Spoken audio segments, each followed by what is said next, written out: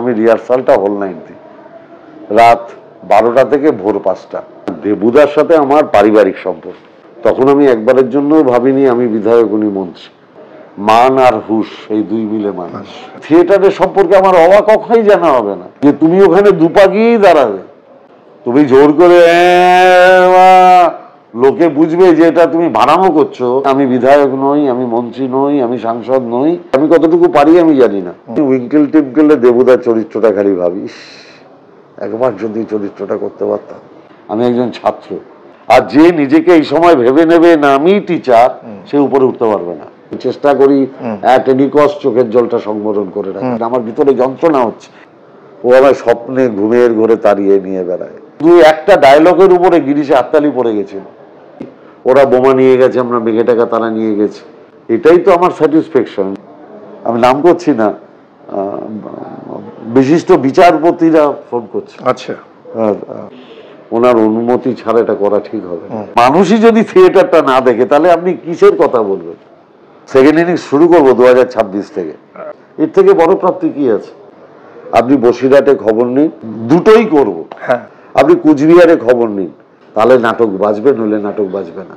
ও দেবুদা দেবুদা দেবুদা দেবুদা ভগবান, দেবুদা ভগবান। আজকে ফোর্থ ওয়ালের এই সাক্ষাৎকার অনুষ্ঠানে যিনি আমাদের সঙ্গে রয়েছেন পার্থ ভৌমিক, তাকে আপনারা সকলে চেনেন একটা পরিচয়। সেই পরিচয়, তিনি ব্যারাকপুর লোকসভার সাংসদ, প্রবল জনপ্রিয় সাংসদ বলা উচিত আমার। কিন্তু তার পাশাপাশি জনপ্রিয়তায় তার প্রতিদ্বন্দ্বী হয়ে উঠেছে যিনি, তিনি অভিনেতা পার্থ ভৌমিক। এবং বহু সময় আমি বহু দর্শককে এটা বলতে শুনেছি যে এই দুজন পার্থ ভৌমিক কি এক? আসলে দুজন পার্থ ভৌমিকই এক। এবং কিভাবে একজন পার্থ ভৌমিক আরেকজন পার্থ ভৌমিককে ঠেলে সরিয়ে কিভাবে মহলার জায়গা করে নেন, বা কিভাবে ওই সাংসদ হিসাবে ঘুরতে ঘুরতে গোটা লোকসভার ভেতরে কাজ করতে করতে হয়তো দেখে ফেলেন কোনো চরিত্রকে, যে চরিত্র মঞ্চে তার স্মৃতি হয়ে ফিরে আসে। এই সবটাই আজকে আমরা শুনব। যে এই অনুষ্ঠানটার বিকল্প শিরোনাম রাখা যেত পার্থ বনাম পার্থ, কিংবা পার্থ এবং পার্থ। আমি পার্থদাকে প্রথম প্রশ্ন যেটা করব, পার্থদা একটা ছোট্ট স্মৃতি বলুন যেটা আপনি কোনো একটা চরিত্রকে দেখেছিলেন আপনার এই রাজনৈতিক সফরের মধ্যে বা প্রশাসনিক সফরের মধ্যে, যেটা মঞ্চে ফিরে এসছে বা মঞ্চে সেই নাম চরিত্র করতে গিয়ে আপনি রিলেট করেছেন। বাস্তবে দেখেছি, মঞ্চে করতে গিয়ে রিলেট করেছি। হ্যাঁ,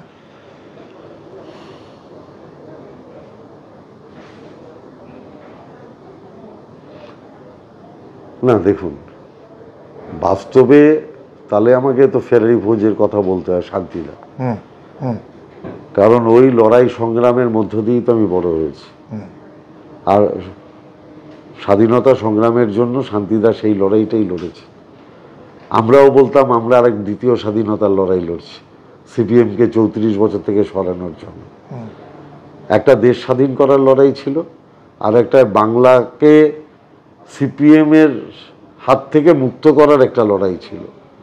দুটো লড়াই কখনোই এক হতে পারে না, কারণ একটা স্বাধীনতার লড়াই আর একটা রাজনৈতিক দলের ক্ষমতা হস্তান্তর। কিন্তু আমাদের মধ্যে লড়াইটা ছিল, আমরা বলতাম দ্বিতীয় স্বাধীনতার লড়াই। স্বাভাবিকভাবে যেভাবে পরিশ্রম করেছি, লোককে এককাট্টা করেছি, ফেরারি ভোজে শান্তিদা তাই করেছে। এবং সেই স্পিরিটটা আপনার কাজে লেগেছে। সেই স্পিরিটটা কাজে লেগেছে।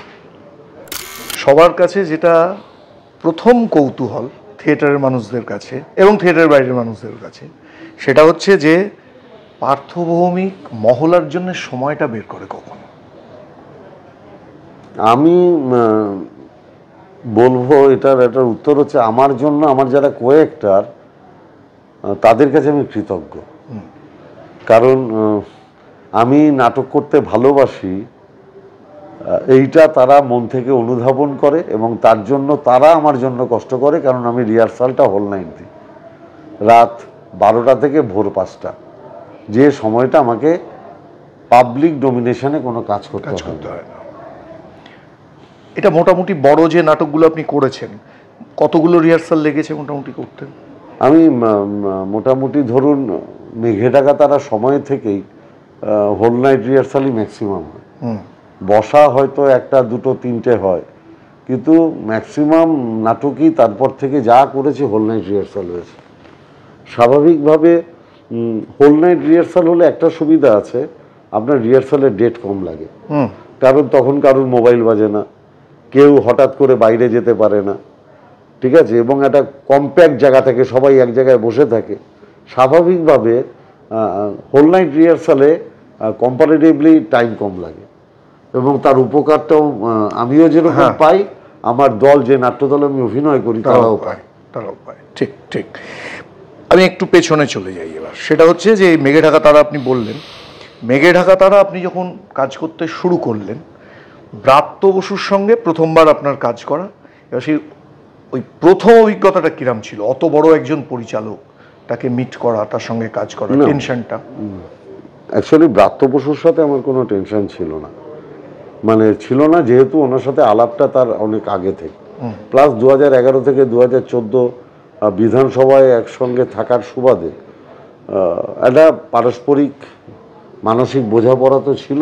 কিন্তু পরিচালক এবং নাটককার হিসেবে আমি ব্রাত্য বোসকে যথেষ্ট রেসপেক্ট করি, তখন তো করতামই। স্বাভাবিকভাবে পরিচালক ব্রাত্য বোস যেরকমভাবে আমাকে পরিচালনা করেছেন, তখন আমি একবারের জন্যও ভাবিনি আমি বিধায়ক উনি মন্ত্রী। তখন আমার মাথায় ছিল নৈহাটির ছেলে, মফস্বলের একটা ছেলে, ছোটবেলা থেকে থিয়েটার করে, অ্যামেচার, সে একটা বড় সুযোগ পেয়েছে ব্রাত্য বসুর দৌলতে বড় মঞ্চে অভিনয় করার।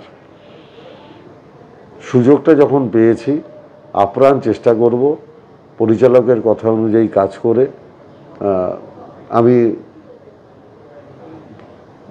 মানে মানসিক পূর্ণ শান্তি সেটা পাই কিনা। মানে একজন অভিনেতার মানসিক শান্তির জায়গা হচ্ছে সে যদি ঠিকঠাক মতো পরিচালকের পছন্দ মতো অভিনয়টা করতে পারে। আমি অনেক বেশি পরিচালকের আস্থার উপরে নির্ভরশীল, যতটা না মানুষের হাততালির উপর। কারণ পরিচালক যদি মনে করে ঠিকঠাক করছে, আমি নিশ্চিত যে মানুষ তাহলে সেই অভিনেতাকে গ্রহণ করবে। এবং প্রথম কাজটাই তো খুব কঠিন কাজ ছিল, কারণ যেহেতু ওই চরিত্রটায় অনিল চ্যাটার্জি একটা লিজেন্ডারি অ্যাক্টিং করেছে, সেইটা মানুষের মনে ছিল, সেটাও একটা চ্যালেঞ্জ ছিল। আমি ওগুলো ভাবিনি। আচ্ছা, আপনি মঞ্চের দিক থেকেই? আমি অনিল চ্যাটার্জিকে একবারের জন্য মাথায় আনিনি, কারণ আমি জানতাম যে ওই রকম মাথায় আনলে ওই চাপে আমি পড়ে যাব। আমি যত চরিত্রেই অভিনয় করেছি, আমি প্রিভিয়াসলি কারুর কথা, মানে যারা এই চরিত্র করে বিখ্যাত হয়েছে, আমি তাদের একবারও নকল করার কিংবা ফলো করার চেষ্টা করিনি। আমি আমার মতো করেছি। সেটা আপনি মেঘে ঢাকা তারা বলুন, 21 গ্রাম বলুন, আপনি টিনের তলোয়ার বলুন, আমি উৎপলবাবুকে এক ফোঁটা নকল করার চেষ্টা করিনি। আপনি বসন্ত বিলাপ বলুন, আপনি আনন্দ বলুন, কিংবা আপনি দায়বদ্ধতে মেঘনাথ দাকে আমি এক ফোঁটা নকল করার চেষ্টা করি। এই প্রশ্নটা পরে আসবে। আর যখন দেবশঙ্কর হালদারের সঙ্গে প্রথমবার মঞ্চ শেয়ার করলেন, কারণ এটা তো এখনকার সব অভিনেতার এটা একটা স্বপ্ন থাকে যে দেবশঙ্করদার সঙ্গে একবার মঞ্চ শেয়ার করা, সেইটা কিরম এক্সপিরিয়েন্স ছিল? না, দেবুদার সাথে আমার পারিবারিক সম্পর্ক, দেবুদার সাথে আমার পারিবারিক সম্পর্ক প্রায় 25 বছরের মতো। তার আগেও দেবুদাকে আমি চিনতাম। দেবুদা যখন নান্দিকারে এসেছিলেন, তখন নান্দিকার সব স্কুলে ট্রেনিং করাতো। তখন দেবুদা নৈহাটির স্কুলে এসেছিলেন ট্রেনিং করাতো। সেই স্কুলে আমার মা টিচার ছিলেন, এবং আমার মা কালচারাল দিকটা দেখতেন। স্বাভাবিকভাবে দেবুদাকে অনেক ছোটবেলা থেকে ছিল। তাই দেবুদার সাথে অভিনয় করায় আমি খুব আনন্দ পেয়েছি। মানে ওটা আমার স্বপ্ন ছিল যে একদিন দেবুদার সাথে মঞ্চ শেয়ার করব। আমার মনে হলো সেই স্বপ্ন বাস্তবায়িত হয়েছে। দেবুদা রাজি হয়েছে, এটা বড় কথা। দেবুদা যে রাজি হয়েছে, এবং আমার ধারণা আগামী দিনে দেবুদার সাথে আমি আর অনেক অভিনয় করব। কারণ আমি এটুকু বুঝেছি, দেবুদা আমার সাথে অভিনয় করতে অপছন্দ করেন না। এই ফিলিংসটা আমার ফেরারি। নতুন নাটকের অফার দেওয়া আছে? নতুন নাটক হবে, দেবুদার সাথে আমি করব। আচ্ছা আচ্ছা, এইখানে আমি দেবুদার ওই নাটকটা ধরেই বলি। সেটা হলো যে এটাও একটা খুব বড় কৌতূহল যে ধরুন রাজনীতির জায়গা থেকে উৎপল দত্ত একদমই একটা আলাদা মেরুর মানুষ। তো আপনি দুটো উৎপল দত্তের ক্লাসিক করেছেন, টিনের তলোয়ার এবং ফেরারি ফৌজ, এবং তার মধ্যে ফেরারি ফৌজ আবার রাজনৈতিক নাটক। তো এই রাজনীতি আলাদা হওয়া সত্ত্বেও উৎপল দত্তের প্রতি আপনার এই যে তীব্র আকর্ষণ বারবার, এটা কেন? মঞ্চের ভাবনা থেকে আমি করেছি। আমি বললাম তো আপনাকে, মানুষের অনেকগুলো সত্তা থাকে, আপনি সেই সত্তা থেকে আপনাকে বিচার বিবেচনা করতে হবে। আমি ছোটবেলায় একটা মহেন্দ্র গুপ্তর নাটকের একটা ডায়লগ শুনেছিলাম, মান আর হুশ এই দুই মিলে মানুষ। অতএব একটা মানুষের হুশ এবং মান দুটোই থাকা উচিত।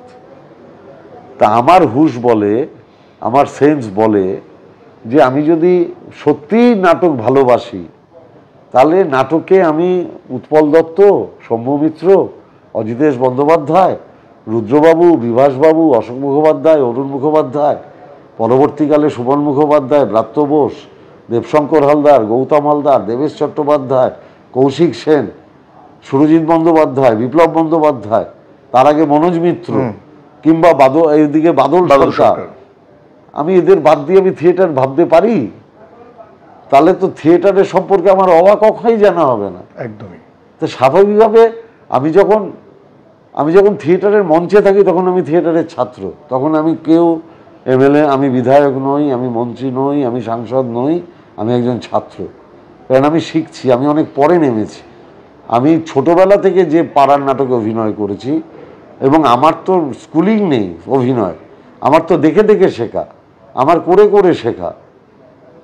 পাড়ায় তো আজকে রিহার্সালে বাদিকে এক জায়গায় দাঁড়ালে পরের দিন দেখা যাচ্ছে রিহার্সালে আমি ডান দিকে দাঁড়িয়ে আছি। কিন্তু থিয়েটারের যে একটা নির্দিষ্ট নিয়ম আছে, থিয়েটারের যে একটা নির্দিষ্ট শৃঙ্খলা আছে, এটা তো আমি প্রথম জানতে পেরেছি ব্রাত্য বসুর সাথে কাজ করতে গিয়ে, যে তুমি ওখানে দুপা গিয়েই দাঁড়াবে, তুমি ওখানে আড়াই পা যেতে পারবে না, ওটা দুপাই তোমার জন্য সীমাবদ্ধ। বাধা কম্পোজিশন, এটা তো এই শিক্ষা তো আমার আগে ছিল না। এবং সেই শিক্ষাকে ধারালো করেছে দেবাশিস। আমি দেবাশিসের সাথে পরপর 3টে নাটকে কাজ করলাম। তার আগেও দেবাশিস দায়বদ্ধ সেট করেছে।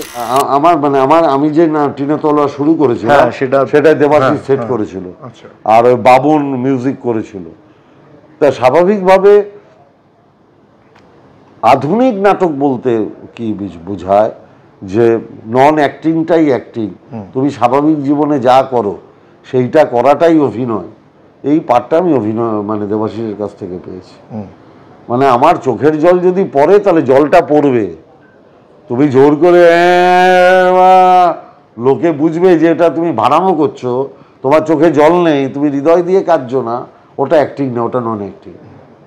এই বোধটা আমি দেবাশিসের থেকে শিখেছি। এবং যে কোনো কাজ কন্টিনিউয়াসলি বলা, কিংবা তার অর্থ বুঝে বলা, কিংবা আপনি বলতে পারেন যে ক্যারেক্টারটাকে জীবন্ত করে তোলা, সেটা স্বাভাবিক অভিনয়ের দ্বারাই সম্ভব। এই পাঠটা আমি দেবাশিসের কাছে এই লাস্ট 3টে নাটক করতে করতে আমি মনে করি আমি নিজে সমৃদ্ধ হয়েছি। আমি কতটুকু পারি আমি জানি না, কিন্তু আমি শিখেছি যে এরকমভাবে করা উচিত। এবার করা উচিতটা শিখেছি, এবার সেটা কতটুকু করতে পারি সেটা তো মানুষ বলবে, আমি বলতে পারি। এই যে শুরুর অংশটা, যে কোথা থেকে পার্থদার নাটক করাটা শুরু হয়েছিল, এটা আমাদের অনুজ লোপামুদ্রা রয়েছে, ও পরের এপিসোডে আপনাদের সামনে হাজির করবে। আমি এই এপিসোডে আবার পুরনো কথায় ফিরে যাই। আমার একটা রিডিং আছে পার্থদা, সেটা হচ্ছে আপনার এই দুটো নাটক বাছাই দেখে আমার নিজের মনে হয়েছে যে কোথাও আপনি একজন সংগঠকও তো বটে, আপনি রাজনৈতিক সংগঠক, এখন আপনি থিয়েটারেরও খুব বড় সংগঠক, এবং যে দুটো নাটক আপনি উৎপল দত্তের বেছেছেন, সেই দুটো নাটকের কেন্দ্রবিন্দুতে কিন্তু এমন দুজন মানুষ আছে যারা আসলে সংগঠন করার যে দুস্তর পথগুলো সেইগুলো পেরোচ্ছে। আমার এটা বাইরে থেকে দর্শক হিসাবে মনে হয়েছে যে সেইটাও হয়তো কোথাও আপনাকে আকৃষ্ট করেছে, যে ফেয়ারি ফৌজে ওরম একজন, ওই নীলমণি এবং এখানে কাপ্তেন বাবু, দুজনেই দুটো অ্যাম্বিগুইটির মধ্যে দিয়ে যাচ্ছে। উৎপল দত্তের এমনি অন্য কোনো নাটক আর ভবিষ্যতে করবার ইচ্ছে আছে? না, এই মুহূর্তে সেরকমভাবে ভাবিনি, সত্যি কথা বলতে কি। কিন্তু উৎপল বাবুর প্রচুর নাটক আমার সব পড়া, আমার প্রবলভাবে আকর্ষণ করে। আপনি ঝড়ের কথা যদি বলেন, আমার প্রবলভাবে আকর্ষণ করে। কিংবা আপনি মানে একটা টাইমে উনি ওটা যাত্রা করেছিলেন, সন্ন্যাসীর তরফ, হ্যাঁ হ্যাঁ, ওরে বাপরে। দেবী চৌধুরানী, ভবানী পাঠক। আমি বলছি তো, বৈশাখী বেগ, তারপরে কল্লোল,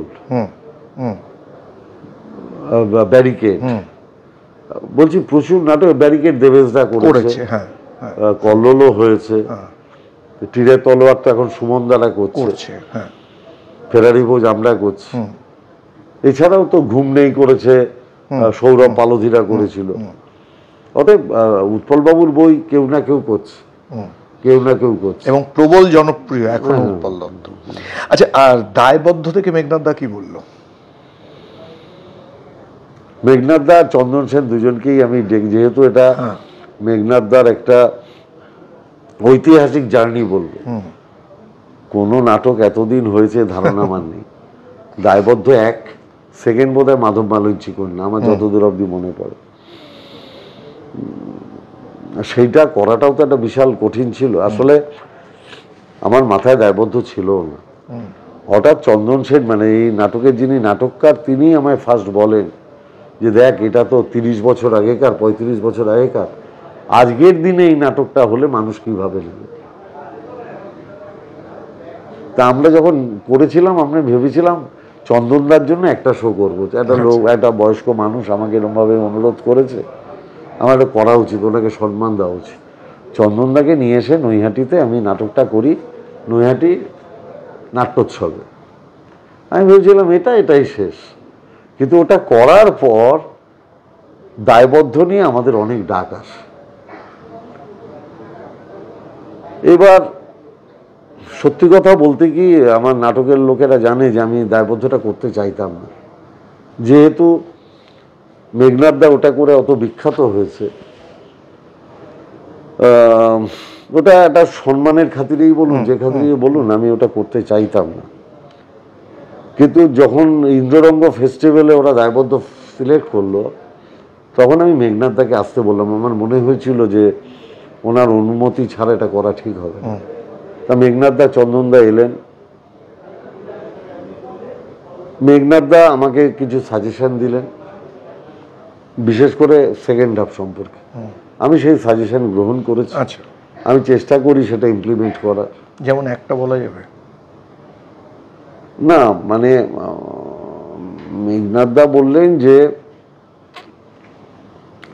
সেকেন্ড সিনের শেষের দিকে যে তোমার মানে মেয়ের প্রতি তোমার যে ভালোবাসা, যে দায়বদ্ধতা, সেটা তোমাকে অনেক হৃদয় দিয়ে মানুষকে বলতে হবে।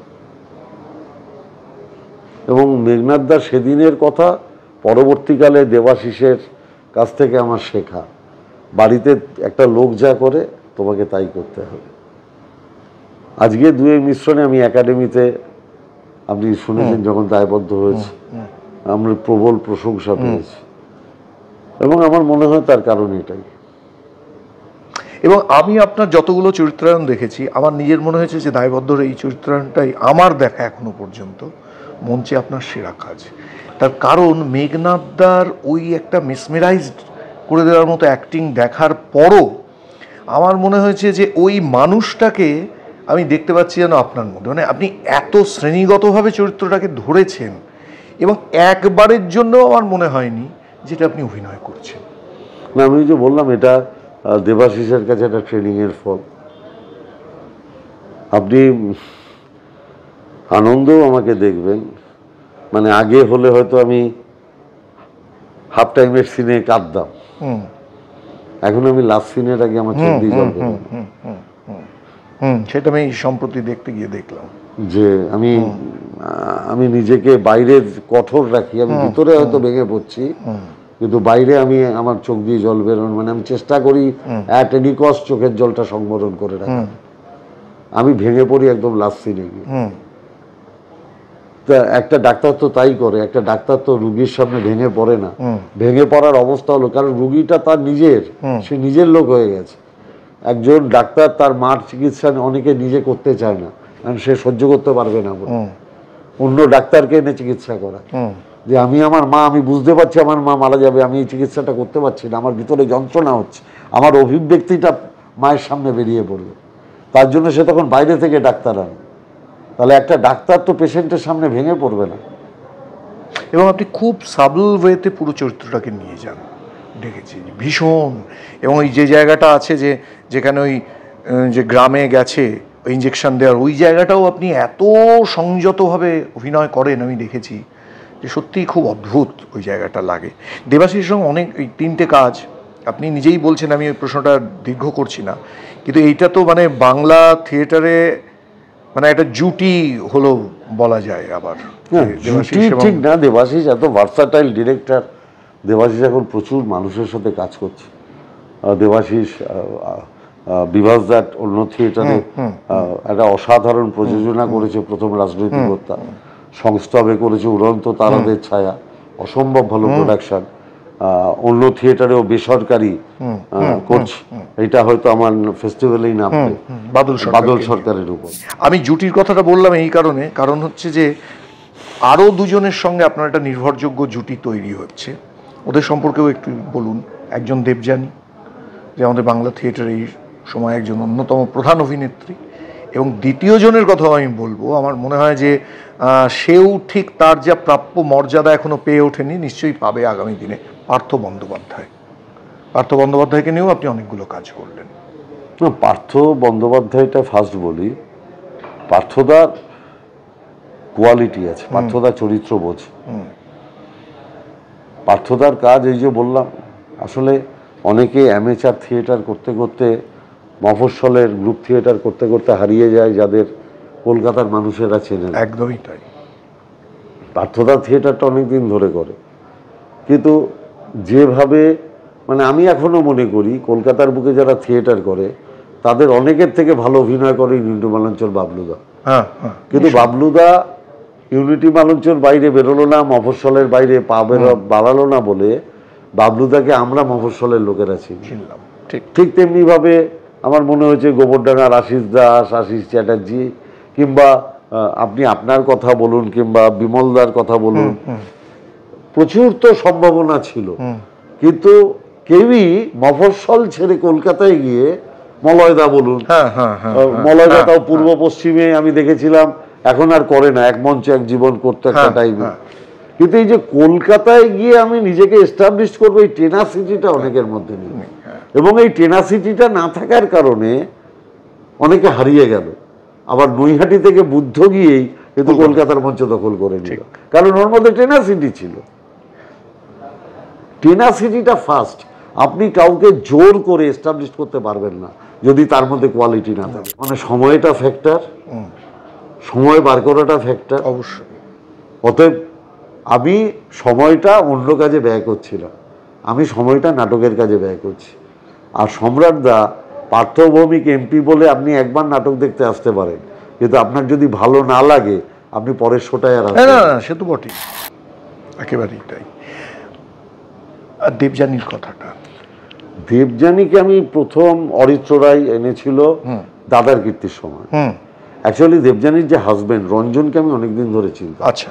মানে রঞ্জন ব্রাত্যদার নৈহাটির ব্রাত্যজনে ছিল, এই কালিন্দী ব্রাত্যজনে ছিল, এবং ও বোমা অবধি ছিল। ও তাই নাকি? হ্যাঁ। তারপরে বোমায় আমিও দুটো রিহার্সাল দিয়েছিলাম। আচ্ছা। বোমাতে আমাকেও ব্রাত্য বোস ডেকেছিল বোমা করার জন্য, কিন্তু তখন ওই আমাদের বসিরহাটের বাই ইলেকশন হওয়ার কারণে দিব্যেন্দু ক্যান্ডিডেট হলো, আমাকে পার্টি দায়িত্ব দিল, আমি বোমা করতে পারলাম না সেই সময়। তারপরে আমরা শিলচর গেছি, ওরা বোমা নিয়ে গেছে, আমরা মেঘে টাকা তারা নিয়ে গেছি। আমি জানতামও না যে তখন রঞ্জনের সাথে দেবযানী, আমি অ্যাকচুয়ালি দাদার কীর্তি আমি করিনি, তো স্বাভাবিকভাবে আমার কোনো ধারণা ছিল না। ওরা করতো, আমি দেখতে যেতাম, দ্যাট ইজ অ্যানাদার থিং। দেবযানীকে আমি প্রথম, মানে অ্যাকচুয়ালি আমার সাথে ওর অভিনয়ের প্রথম আমি ওকে দেখি টিনের তলোয়ার। আমি দেখে অভিনয় করতে করতে তো কো-অ্যাক্টরকে বোঝা যায়, দেখলাম যে পোটেনশিয়ালিটি আছে। এবং তারপরে টিনের তলোয়ারের পরে আমরা করলাম দায়বদ্ধ। এবার আমি একটা কথা বলি, টিনের তলোয়ার দায়বদ্ধ আমরা করেছি, লোকে প্রশংসাও করেছে,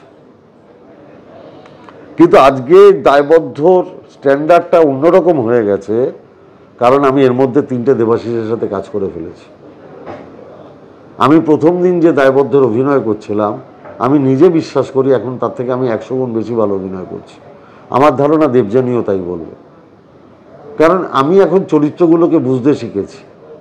এখন চরিত্রগুলোকে আমি মানে কাটাছেঁড়া করতে শিখেছি।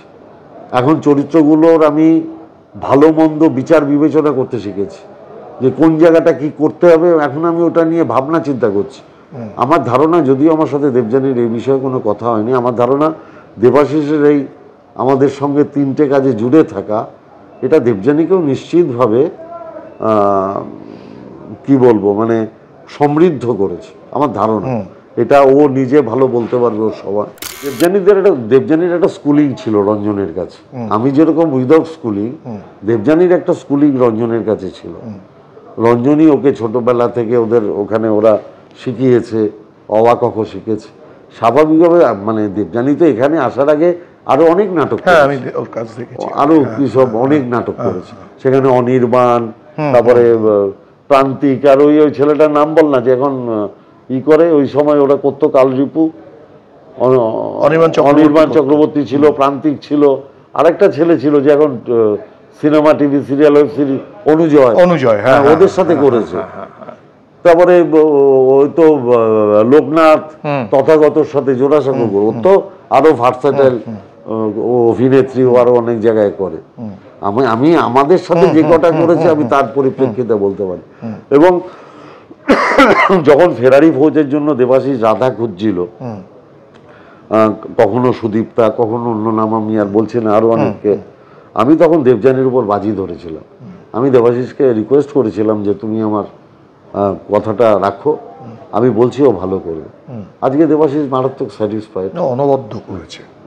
দেবযানী রাধা চরিত্রটাকে যেরমভাবে মানে মানুষের সামনে ওর যে অভিব্যক্তি প্রকাশ করেছে, মানুষ তো সেটা গ্রহণ করেছে।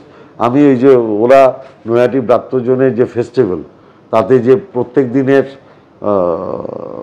যে চালিয়েছে আর কি, যে গতকাল কি হলো, আমি ফেরারি বোঝের পরের দিন অনেককে বলতে শুনেছি যে পার্টিকুলারলি রাধার চরিত্র দেবযানী সিংহ অসাধারণ। এইটাই প্রাপ্তি, এই যে মানুষ দেবযানীকে এখন চিনছে, মানুষ দেবযানীকে জানছে, মানুষ দেবযানীর অভিনয় দেখছে, এটাই তো আমার স্যাটিসফ্যাকশন। যে একটা টাইমের পরে আমি বলতে পারবো যে এদের সাথে আমি অভিনয় করেছি, আমার মেন্টাল স্যাটিসফ্যাকশন। আমি আর ক বছর, কিন্তু আমি বলতে পারবো যে এই ছেলে মেয়েগুলোর সাথে আমি অভিনয় করেছি। আজকে বুদ্ধ বড় হোক, ভাস্কর বড় হোক, হ্যাঁ, তারপরে অনুরণ বড় হোক, আমার এখানে অতনু, অরণ্য, মন্টু, আরো অনেকগুলো নতুন নতুন ছেলে, রোহন বলে একটা ছেলে আছে, খুব ভালো, অসম্ভব ভালো। ওই তো আমি অরিত্রকে বলেছি অভিনেত্রীতে, ওকে রিক এখন সিনেমা করছে, রিক এখন সিনেমা করছে। আপনাকে মানে এই যে এতগুলো, সবচেয়ে বড় কথা আমার গ্রুপে এখন 35টা ছেলে মেয়ে আছে। আমি যখন নাটক করতে যাচ্ছি, ফেরারি ফৌজ, বসন্ত বিলাপ, একসঙ্গে আমরা কতজন যাচ্ছি, 51 জন, মানে টেকনিশিয়ান নিয়ে। এই যে হই হই রই রই করে নাটক করে বেড়াচ্ছে।